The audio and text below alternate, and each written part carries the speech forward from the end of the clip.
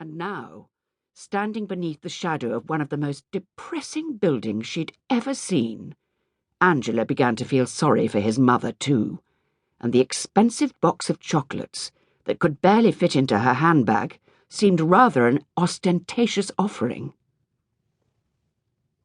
Angela's own parents had died many years ago, and she would have viewed the situation, and perhaps Gerald, more favourably if he had been closer to his mother. But this visit to the pinkish-greyish tower block was his first in a very long time. For the past 8 years, Gerald had been running, or rather running into the ground, a small bed-and-breakfast establishment in a seaside town that has no cause to be mentioned by name. It was the last in a long line of business ventures that had nearly ended in disaster, and it was only thanks to the sagacity of a recently appointed financial advisor, Angela, that he managed to escape bankruptcy yet again. Such were Angela's talents at the spreadsheet that he even emerged with some capital to sink into another flight of fancy, just as soon as one should come along. In the meantime, now that he was free of the shackles of the hospitality trade and had something to show off, again Angela, he was keen to start building bridges.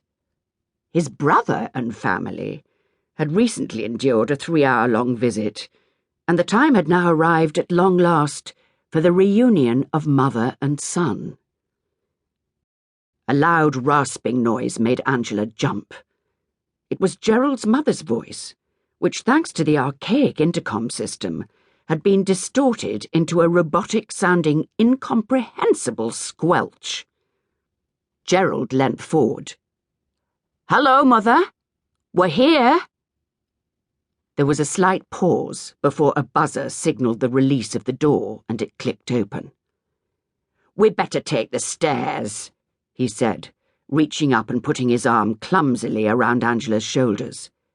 "From what I can remember, the lifts are very temperamental, and we don't want to risk getting stuck over the festivities, do we?"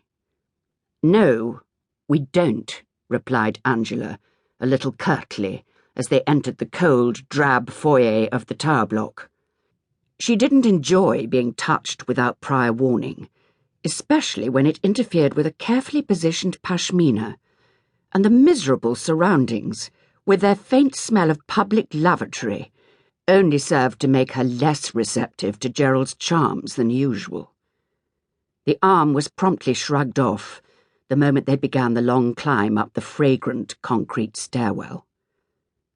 The door was wide open as they approached. "Ah, good. Oh, here we are, then," said Gerald, panting as he lunged towards it. The 66 steps, which he'd insisted upon counting, had turned his face into something unattractively pink and moist. Angela was a little out of breath too, but had fared a great deal better, thanks primarily to many hours of self-induced torture with an exercise bike. It was moments such as these, she thought, when the evenings of agonizing cramps felt vaguely worthwhile.